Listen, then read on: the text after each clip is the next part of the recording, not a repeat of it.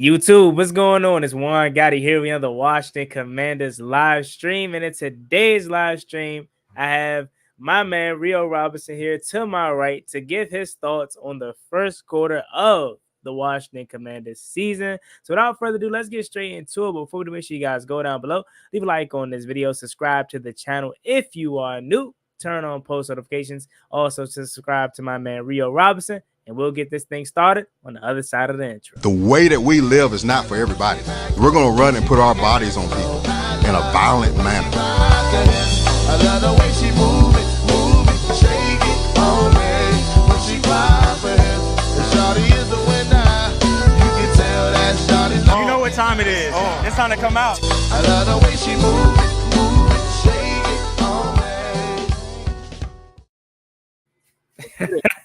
Rio, what's up, man? What's going on, man? We in first place right now. What's good? Man, life has been great for the Washington Commanders. I am excited. 3-1, never felt any better.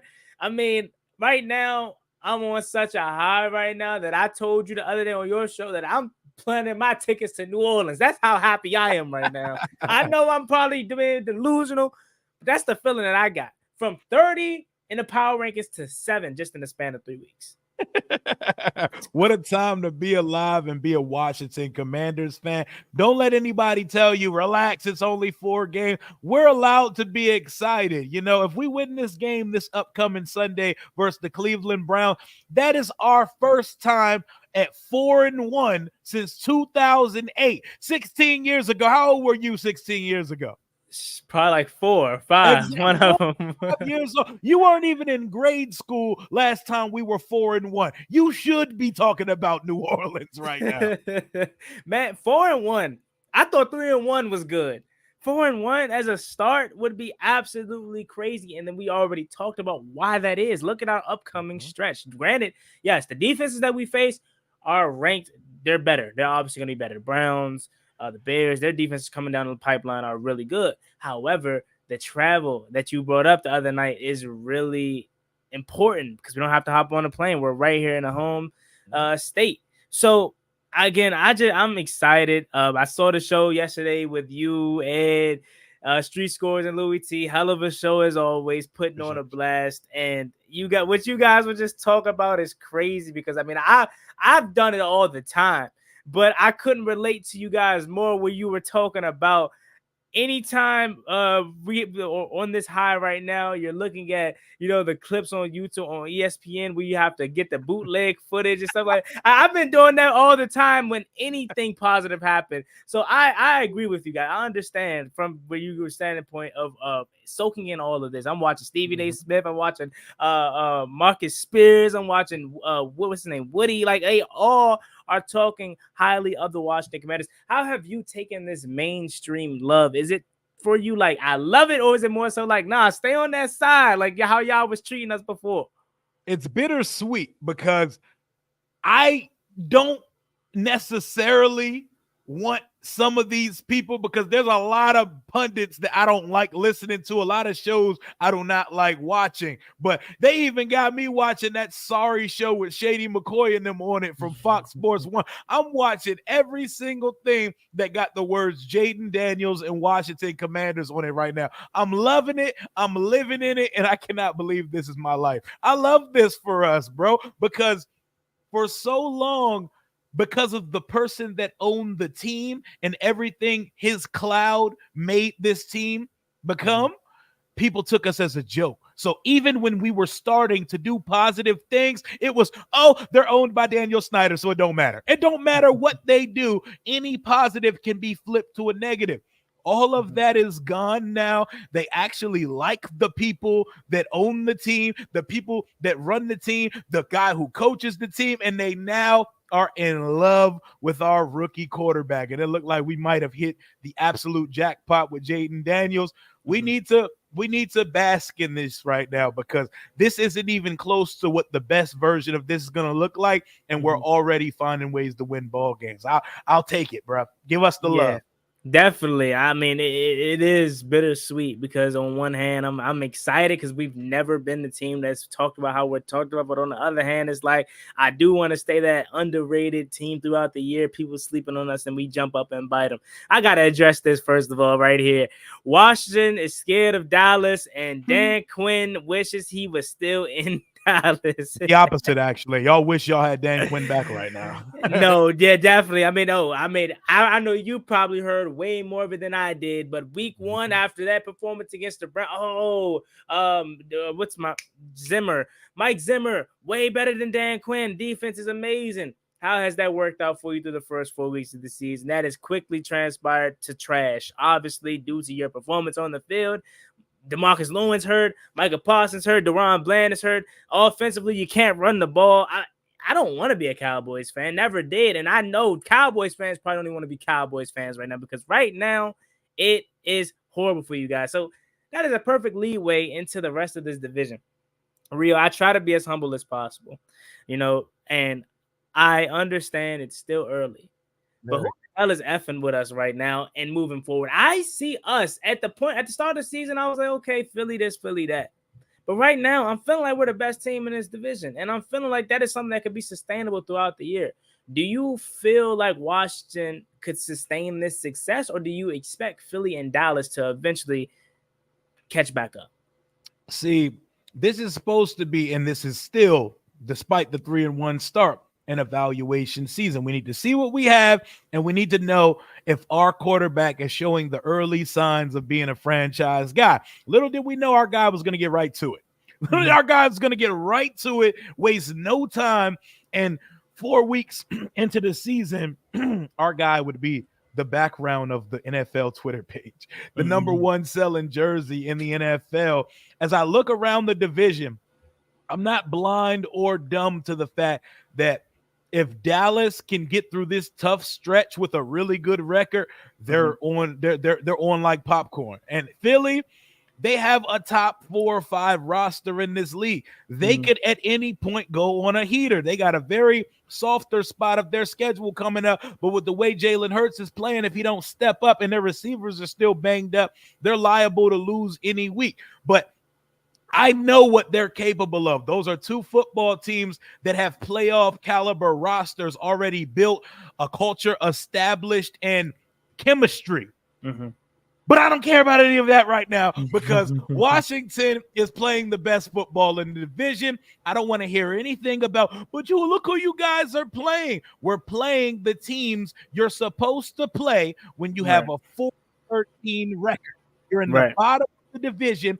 You can't laugh at us and pick us to lose each week and then say y'all beat nobody. I see a lot of agendas flipping. I see a lot of opinions going full 360, like they're changing their mind completely.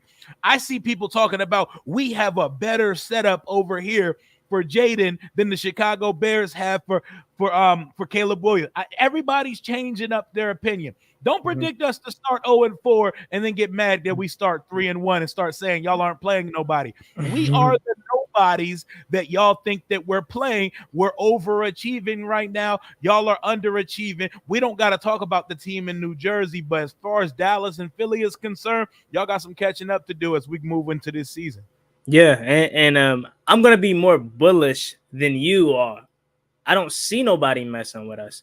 I don't see Dallas and Philly catching back up to us in the sense of I do think they're going to be better. I do think Dallas and Philly are going to win some games, but I'm to the point where I don't think Dallas is good enough team wise, roster wise, to where they win more than 9 games. Philly is probably the only threat, but we can go into Philly and beat them. We can beat them at the house again. And what did I say on your stream the other day? And you know that, everyone knows that we should have swept them last year with Sam Howell. So how the hell is it supposed to be different in their favor now that we have a way better quarterback? So I'm going to be more blunt and more, I guess, bullish. I don't think nobody's messing with us. And my whole mentality has now flipped. I expect us to continue to win some of these games. I obviously know at some point the high is going to come down. Jaden Daniels is going to have a game where he shows he is a rookie. I'm still expecting that at some point, but I don't think this team or this division and this conference is good enough to where that is going to hurt us to the point where we are no longer in the place Oh, where I we feel can you. win the division or a conference. I feel you, and I'm also like I flipped last night. We my final question I asked was based on your preseason prediction, based on what you already seen. Are you staying pat or are you adding to it? I predicted us to go 8-9 before the season. I think that would have been a phenomenal season for us. Still do, because that's 4 more wins. That's doubling your win total for last year. But now that I look at the schedule, 7-6 from here on out gets us 10 wins. 8-5 gets us 11 wins. That number that we're the only team in the league that has not won 11 games since 1991, which was my birth year. So I see us winning double-digit games now. I'm switching up too. So we're all drinking the burgundy Kool-Aid as of October 2nd. Man, I'm telling you, like I literally shedded a tear on Monday when we beat Cincinnati, because I'm literally like, there's no way that this is happening right now. Are we actually back? Are we actually good? And then they go out to Arizona and do the same thing. So I'm definitely drinking the Kool-Aid. I'm all in. And what you just brought up to me, 7-6, 8-5, how is that not doable? Unless we just fall off the face of the earth. And as long as Jaden Daniels is back there and healthy, I don't see that happening. I got the blueprint. I got the blueprint laid out, bro. I got the I got the blueprint laid out to get the double-digit wins. We need 7. Split with Dallas and Philly at minimum. That's 2. Sweep the Giants. That's 3. So we need 4 more wins. Carolina. That's 4. Tennessee. That's 5. You need to split between the NFC South, the Saints and the Falcons. You need to be one of the 2. That is 6. And to get your 10th win of the season, Jaden needs to outclass the hell out of Caleb Williams when the Chicago Bears comes to town. That is how you get the 10 wins, baby. Split with the NFC East upper tier. Sweep the bottom basement of the division, split with the NFC South, beat the Panthers, beat the Chicago Bears, and beat the Tennessee Titans. And that is how Washington gets. Oh, matter of fact, my bad. I forgot the Cleveland Browns as well, where we got the Cleveland Browns as well on that list. So if you count what I said plus the Browns, that's 8. So 7 or 8 wins seems that possible when you look at it realistically, right? No, yeah, definitely. You didn't even mention teams like Pittsburgh and stuff like that, because those are games that I feel like are going to be tough for us. That we have an opportunity to lose. And you took the words right out of my mouth. That blueprint is perfect. I can't make no alters or adjustments, because that is exactly how Washington could win this division, or at least I should say win more, double-digit games. Now, I do have to talk about something that's totally surprised me on Sunday, and I don't know if you feel like this is sustainable or if this was just Arizona's poor offense. This damn defense showed up. About time. This defense showed up on Sunday. I mean, flying around, creating turn. How about Frankie Louvu not giving up on the play, ripping it out? He's so good. I love that. I love Oos. What is it? Oos. He's Oos, right? You know what I'm saying? I love Oos. You know what I'm saying? He has been. Has he been the best free agent signing? Yeah, him, 1A, Austin Eckler, 1B. They are getting big. Well, I don't know, because these linemen are going crazy too. But Louvu is definitely number 1. Frankie Louvu is the best player on the defense by far, and we got 2 $20 million defensive tackles, and he looks like the best player on that unit. So I was gonna just talk about that, like feed off of that. Do you think this is something that is sustainable? Do you think we have finally turned the corner? Do you think Joe Witt Jr. is finally getting through his scheme, etc.? Or is this just like it was Arizona? Man, I'm not looking at Arizona like it's Arizona. I'm looking at, we were the underdogs in that game. That team was, everybody thought they were going to dog us, dominate us. You saw the media, you saw the picks, you saw what everybody said about that game. It's a start. It's a start. There's definitely still things that's lacking, but I'm not going to nitpick those things when you only allow 14 points. When a quarterback as slippery and mobile as Kyler only rushes for 3 yards. Marvin Harrison Jr., we saw what he did to the Rams in 1 quarter 2 weeks ago. He only had 45 yards and a touchdown versus us on Sunday. Do I like James Conner running for 100? No, but I will live with it when the team we're playing against is not a team that is trying to win games off the back of James Conner. They're trying to win through K1, and Kyler Murray threw for under 150 yards, and we won by 28 points on Sunday. So this is definitely something to chew and build on for the team. Guess what? You get another bad offense coming in here. Let's not do what Washington teams of the past did and become slump busters for the Cleveland Browns. You get the stack, but you get to play against a bad quarterback next Sunday. Make them look like it. Why don't we put an end to Diddy Deshaun Watson? That would be great, especially given the fact that we've struggled with the Browns in the past, and especially 2 seasons ago. We know how that ended. So we definitely need to beat the Browns, and we need to beat up, what you call him, Diddy Deshaun Watson. We need to get up out of it because he's been a shell of himself. I mean, I was a fool for thinking that he was going to come to Cleveland and actually turn them around, because I'm still thinking. You weren't a fool, though, because we saw how good he was in Houston. He was a superstar. Yeah, I mean, I guess so then. I mean, he led the league in passing in 2020. He once had a 24-point lead in Arrowhead in the playoffs versus Patrick Mahomes. That was a bona fide superstar way back when. And I don't know what the hell happened to him. I don't know if it's the allegations. I don't know if it's his conscience because he's guilty. I'm not accusing him of anything, by the way. Karma. I'm just saying I don't know what it is. Karma. There we go. I don't know what it is about Deshaun Watson, but hopefully that bleeds over into Sunday and we can beat up on the Browns and get our get back, because man, Ron Rivera left. That was just a horrible game. I think you told me, that was the game you took your son's first game to, and everything was just horrible about that game. I still remember that to this day. Carson Wentz throwing it into the back of the end zone for Jahan Dotson. That whole game was just trash. So we definitely need to Amari Cooper was running laps around our defense. I still got that visual in my head of Kendall Fuller grabbing at his t-shirt as he's going up the sideline butt naked. Oh my God. Man, it's crazy how far we have came just in a year. Again, shout out to Ron, shout out to Greg Zuerlein, because if it wasn't for you all, we wouldn't be in this position to be as excited that we are. Speaking of Ron, before you transition, bro, people stop sending me clips of Ron Rivera talking about this team. I promise you, I'm not watching them. I have no want or need to hear what Ron Rivera has to say about this current roster here. I don't want to hear about send me my ring Rivera. I'm not watching it. No. He don't deserve a ring? Man, the worst drafter ever ring. There we go.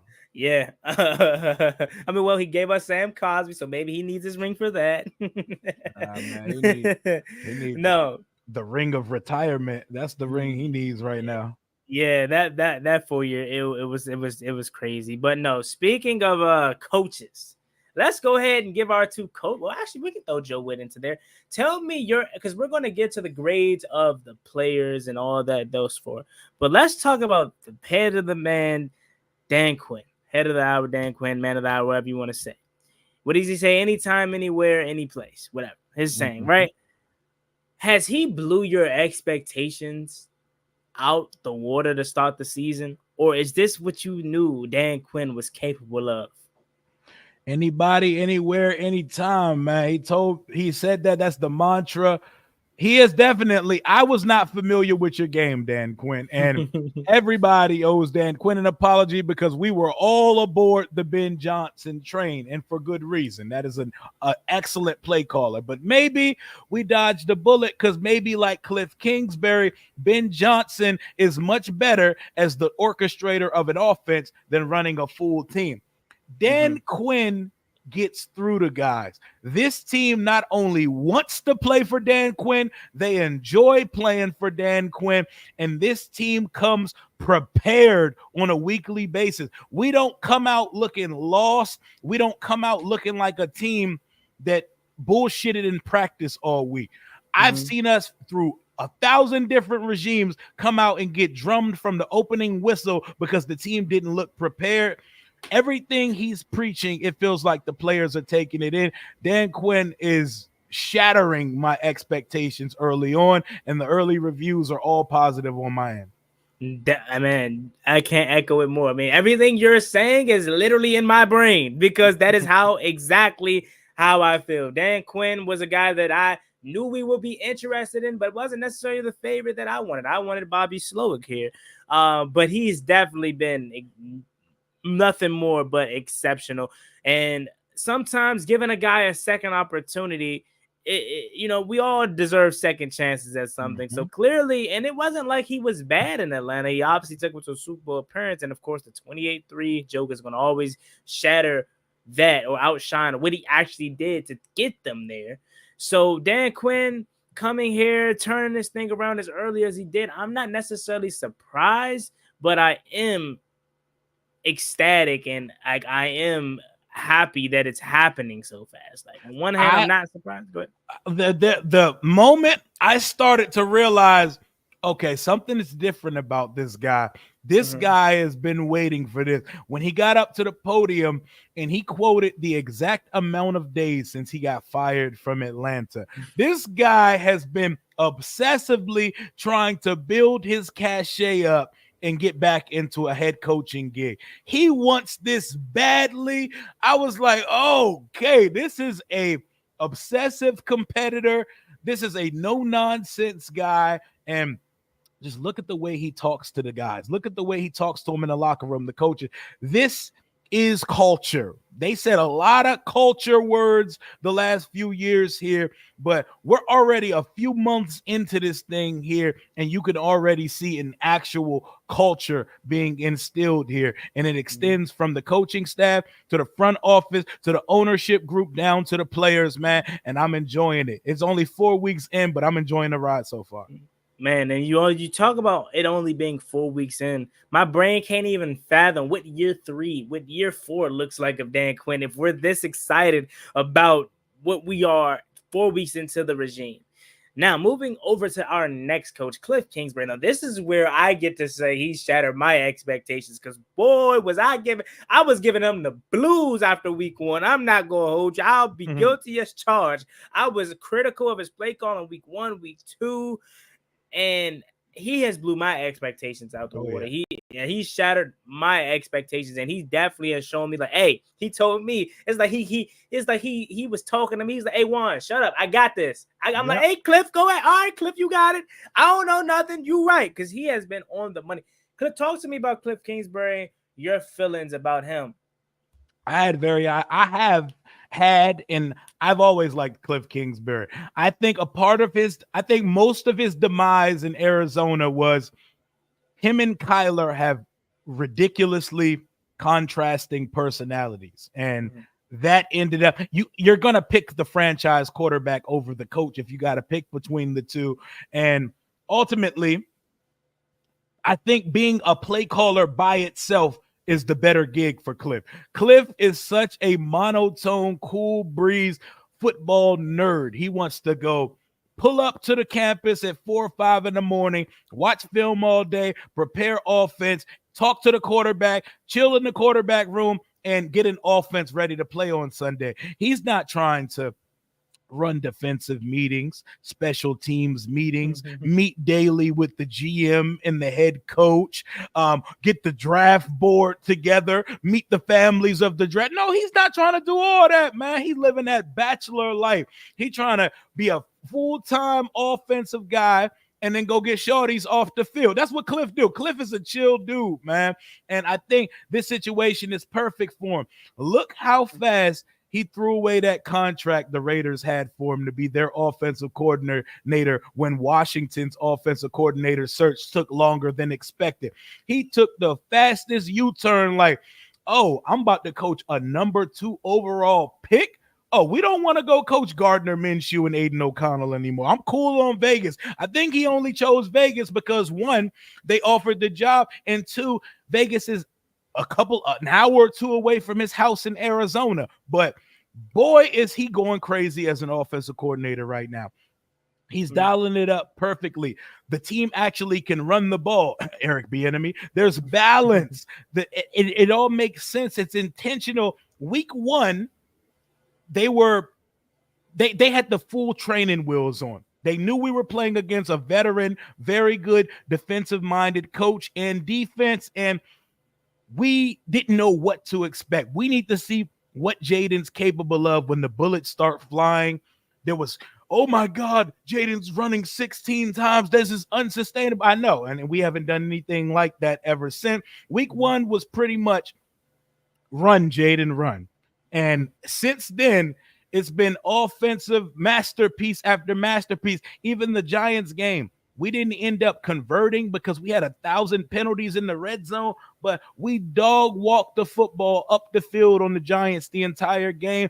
We've punted the ball, one time in the last 3 weeks, and we have 1 turnover in 4 weeks. Cliff Kingsbury is coaching like a man that is trying to establish his good name. And I don't think he's interested in a head coaching job in the next couple years, especially while the Cardinals checks are still getting cleared. So I love it. He gets an A+++ to start the season for me.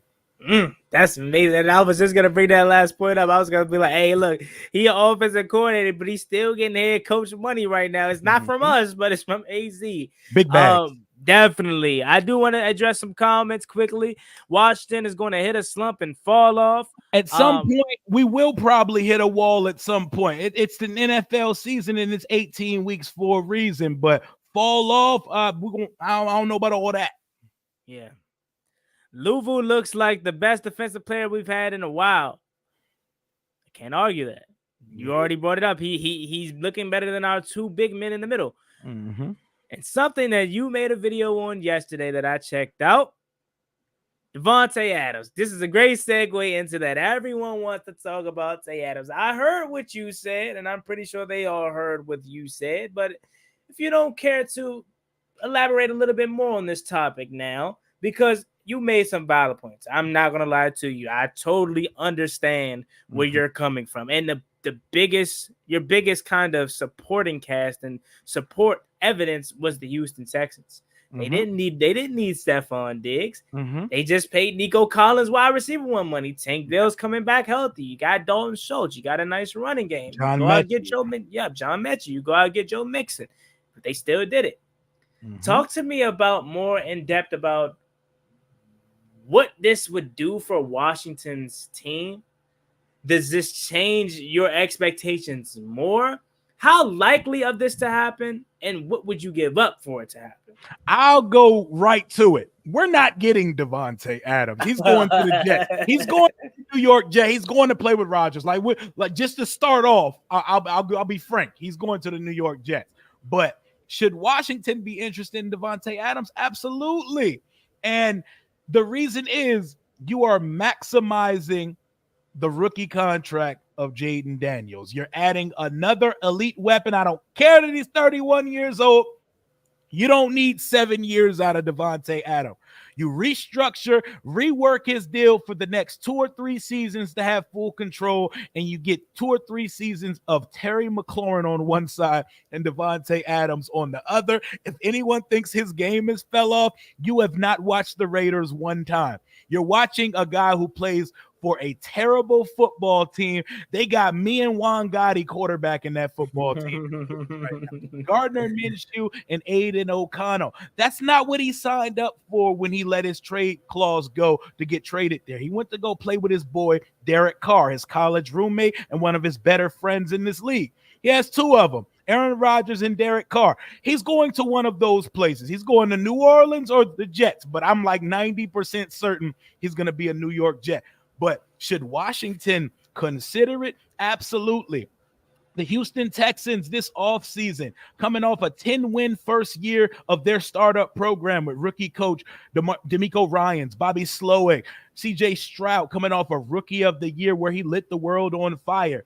They pay Nico Collins wide receiver 1 money. Tank Dell is back and healthy. They signed Joe Mixon. Did they say, okay, guys, we're good here. We don't need any more weapons for this offense because we got what we need? No, because good teams strengthen their strengths. You add to it if it's available. They trade for Stephon Diggs, a diva wide receiver. Why? Because they are in belief that they have an ecosystem that can handle and control a personality like Stephon Diggs. They're not worried about Nico Collins like, oh, I want the ball. They're not worried about Tank Dell saying, I want the ball.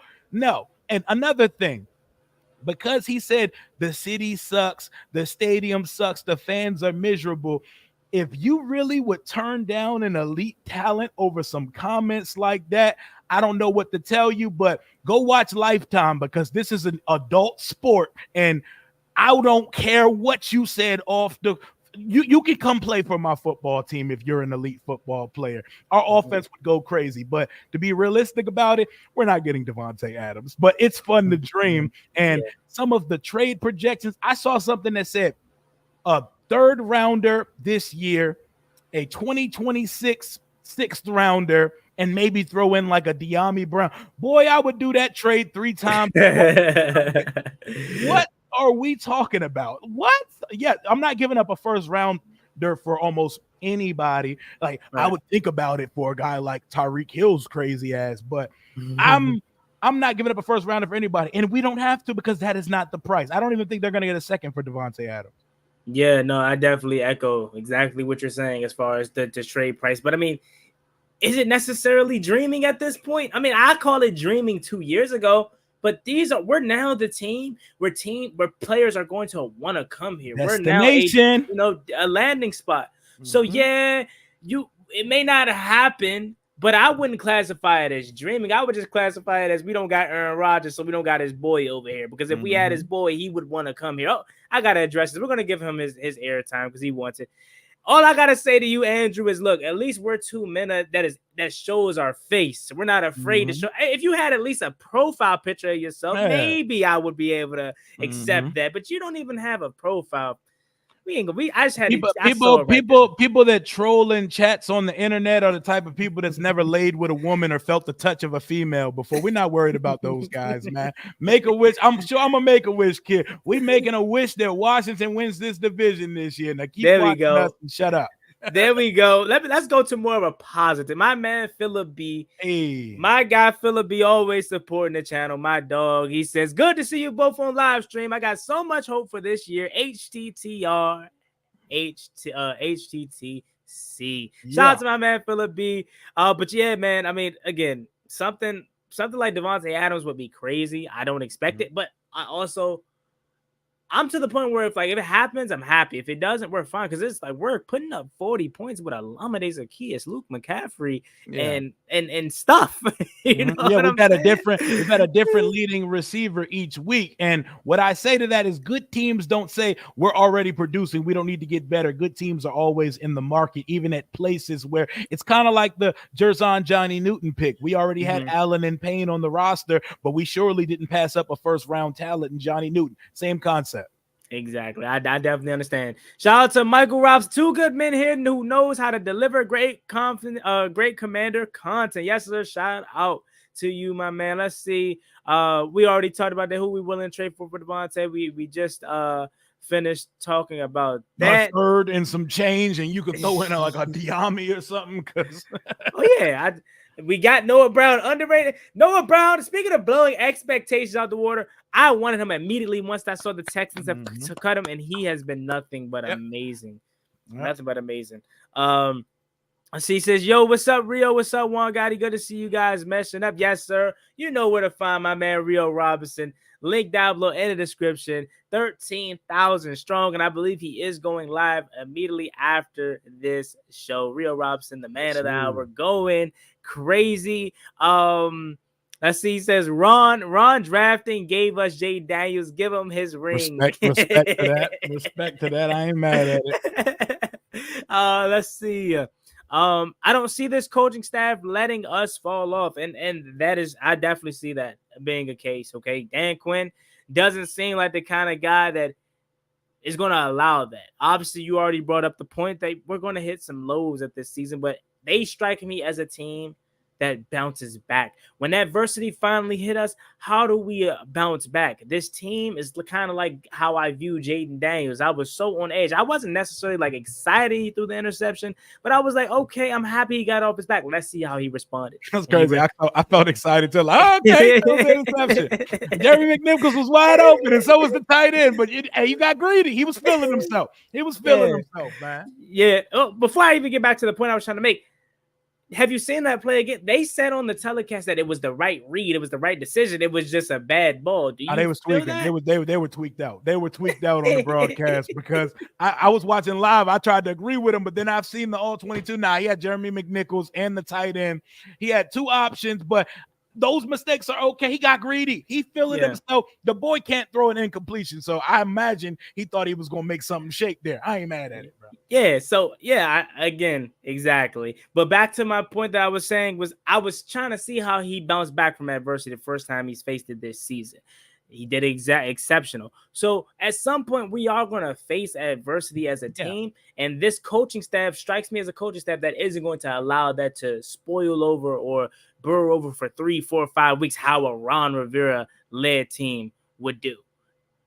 Oh, yeah. We lost 8 in a row last year. It was a depressing last 8 weeks. They were essential, though. We had to do that to get to where we are today. So ultimately, I'm cool with it. Yeah, definitely. So let's see. He would need to apologize for first us fans and the team. He don't owe nobody no apology. They would ask him about it at the podium because Ben Standig or JP would, and he would say, I mean, I said what I said in the moment. That was my experience. I apologize if I offended anybody, but it ain't that deep, bruh. It ain't that deep. It ain't. Get out y'all feelings, bro. Our fan base is miserable and the stadium is ass, bruh. And you know what I'm saying? My whole family from the city. Is DC the greatest city in the world? Not to me, but he don't need to apologize to nobody. He just need to clarify it and keep it. This is football, bro. This is grown man shit. We got to get out our feelings, bro. Nah, I definitely understand you because I guilty as charged. As soon as I saw that, I made a video trying to defend my team, defend my fans. I'm like, we not the worst fan base. What you talking about? We not the worst fan base? Absolutely not. Miserable. There's been a lot of that. Yeah, no, definitely. I understand. Just knocking out some comments again. My man Rio Robison here, going live on this channel shortly. In about 15 minutes from now, 20 to 15 minutes from now, he'll be over on his channel. So make sure you guys go ahead and check that out. Best podcast since World War II. Hell, let's go. Don't trade for Adams unless he can play corner. So, speaking of cornerback, as we talked about earlier, the whole defense played well, but I got to give my props to because I'm always hard on him. Emmanuel Forbes, he played well. My man, he should have had a pick. I'm surprised I ain't see Jalen's dad commenting. You remember Jalen's dad the other day? He loves Emmanuel Forbes. I think that might be Emmanuel Forbes' burner account because my boy be riding for him. Man, what did he tell us last time he was on here? He said something about him being Pro Bowl. I think he said Pro Bowl when he gets back. There you go, right there. There you go. Speak of the devil, you ask and you shall receive. Man, that is crazy. We just started talking about Emmanuel Forbes in a positive way, and I'm like, I know Jalen's dad has to be somewhere around here. That is Emmanuel Forbes, bro. How he just pop up like that as soon as you mentioned he was summoned. That is crazy. Nah, but man, Forbes played well. Noah Iganagani was a guy that I was kind of not the highest on because I was more of a Chiggy fan, but he played well too. On Sunday, having a pass breakup. Would you entertain adding a cornerback at the trade deadline? I know we're talking about Devante Adams, but I'm gonna be real with you, Rio. We're buyers at the deadline. I'm telling you, I know I probably need to calm down and stuff like that, but I'm telling you, dog, I am that confident now about this team. I fully expect us to win a lot of games, be in playoff competition, conversations, NFC East crown competition. So I am buyers at the deadline. Is there any cornerbacks out there that you would participate in or talk about trading? Marshawn Lattimore, perhaps? Here's the thing.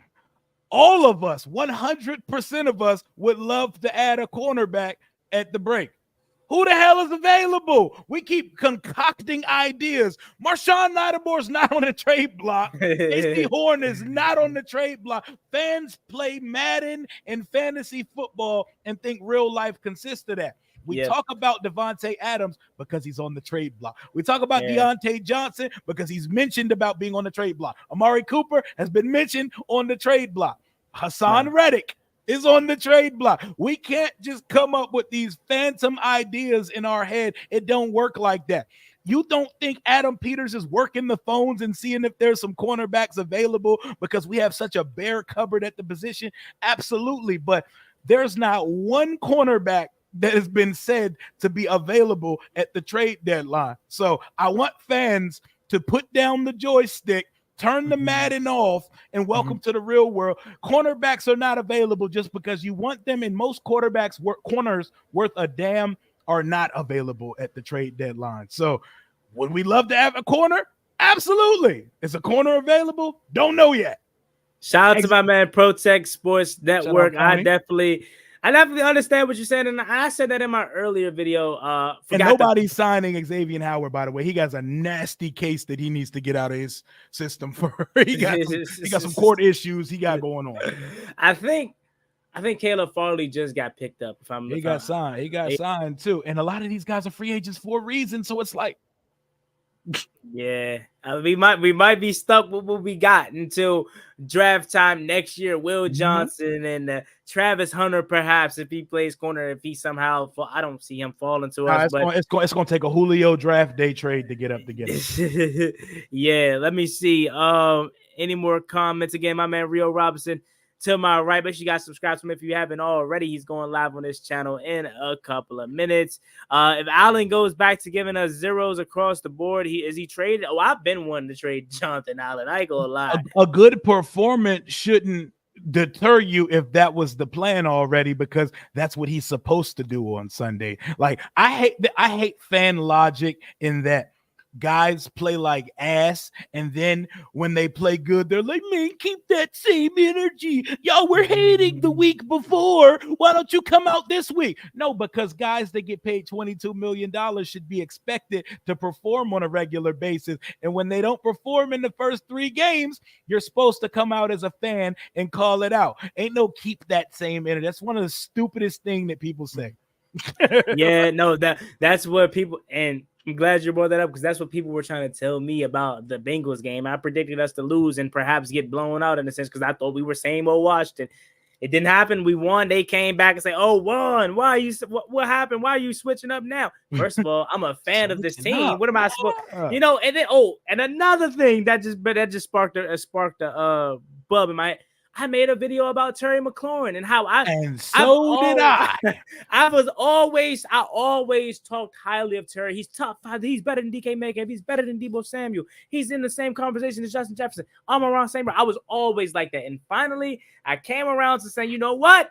Terry isn't those guys, but I'm not saying Terry McLaurin isn't a wide receiver 1. I'm not saying he's not. You're not allowed to be objective as a fan. These fans want you to throw ass at players with them. That's what they want. They want you to throw ass and slide in the DMs of these players with them. When guys aren't playing good, I'm gonna say it. And if you have a problem with it, don't turn on to my channel, because I'm gonna keep it a buck over here. I don't hate anybody on our roster. If you're playing bad, I'm gonna call it out. If you're playing good, we're gonna praise it. And that's how fandom should be. Just because you got fat heads on your wall and you go to sleep with your jersey on with no bottoms on at night, don't mean all of us need to do the same thing.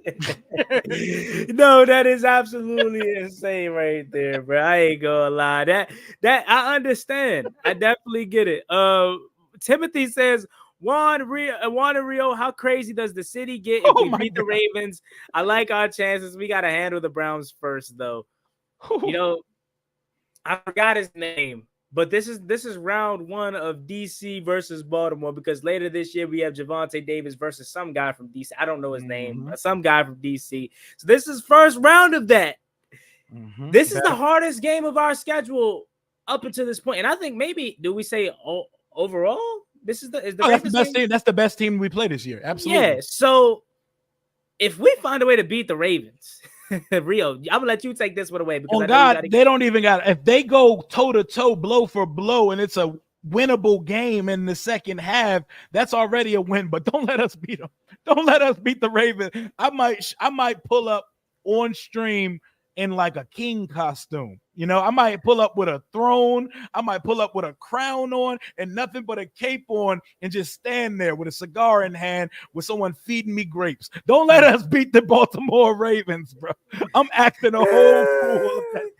That is crazy. No, on God, because the Ravens have been the upper echelon team. I'm not even gonna say of this area, because they're not really our area, but you know what I'm saying. Like, in this down the highway, they've been the upper echelon team. We've always been looked at as the team, that was bad. So us both being good, and we find a way to go into their home, which you seen how they looked on, was it Sunday Night Football, all black. That stadium is absolutely rocking. Going into their home and beating them would absolutely be crazy. And my mind is already changed now. But if that was to happen, let's say we're 5-1, because I fully expect to beat the Browns. If that's happened, we're 5-1. Well, let's not look past this week though. We got to. No, I'm not trying to. That defense can. I'm sorry, I can't look past. They got 3 really good cornerbacks and Myles Garrett on that defense, and Jim Schwartz can dial it up, especially against young quarterbacks. So let's get through this week. Let's get to 4-1 for the first time in 16 years, and then we can turn all our attention to Jaden versus Lamar next week. But we got to get there first. Let's be where our feet are. Like all right. Okay. You got me. Be where my feet is. But get a time check. How many minutes you got left? I know you got to get up out of here soon. I got to get up out of here. I got to start streaming about 5. All right, cool. So we're going to let my man Rio Robison get up out of here. I'll finish off. Rio, thank you so much for stopping by. Let everyone know where they can find you. And obviously, you're going live. Let us know what you got coming up. Yep, I got my game preview tonight with a Cleveland Browns fan. His name is Chef Zay. He's a big content creator on TikTok, YouTube, and Instagram for the Cleveland Browns. We're going to break down this matchup, and we're going to make some predictions about Sunday's game. Whoever this Brian person is in the chat, you don't have your picture on the screen, and we all probably know why. So when you talk, put some respect on people's names that actually show their face on the internet and not be a keyboard warrior troll. Because like I said earlier in the chat, people that behave that way, they need a hug, they need some attention, and they probably never felt the touch of a woman before. So you have a good night, sir. Yes, sir. My man Rio just dogged him.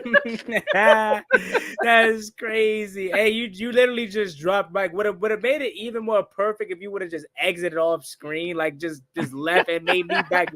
That would have just added a cherry on top. But shout out to my man Rio Robison. Make sure you guys go check out the game stream. He's going live in about 5 minutes. Thank you so much, Rio, for stopping by. You have a blessed one. Stay safe. And, we're going to be doing this plenty of time. So I'll see you soon, buddy. Yes, sir. Stay up and keep grinding, my boy. Yes, sir. Have a good night, bro. All right. All righty. Shout out to my man Rio Robison for stopping by. Make sure you guys check out his game stream. Let's give some shout outs before we get up out of here. We got P, Raise Hell, So Ninja. We got the John Bell. We got JC. What's up? We got Commander DeLorean. What's going on? Jalen's dad, John Oliver, Hassan Reddick. Ooh, I don't know if they necessarily would do that because they don't want to pay Hassan Reddick clearly. So I'm not sure. I don't know, but that's interesting. My man Protex, you guys will subscribe to PSN Commander Network. What is y'all season predictions for JD5? He's blowing them out the water right now. So I mean, I can't really put a number. I'm gonna just be modest. I'm gonna say 3,800 yards. I'm gonna say 23 touchdowns, and I'm gonna say 4 picks. I don't see him throwing many turnovers. Let's see who else we got. Jefferson says, I already said we're going to the Super Bowl and I dreamed about it. No cap. Okay. Hey, look, if we go to New Orleans, man, that's going to be crazy. Money says, I'm so glad that we're having a great season so far. Hail to the Commanders. Yes, sir. Let me see what else. I think that might be all the comments that we have. Jonathan Allen's phony leader who leads when the media is around. He can bounce.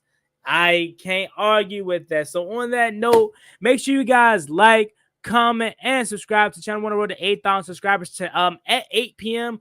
I'm putting up a video that I did with 3 Black DC artists, DMV artists. 3 Black joined the show, and we talked about the Commanders and his music and him and Wale just a little bit. So make sure you guys tune in for that going up here in a couple minutes. But other than that, y'all have a blessed one. Stay safe, be easy. As always, me and boy Juan Gotti. Like, comment, and subscribe. Also watch the Commanders. See y'all later.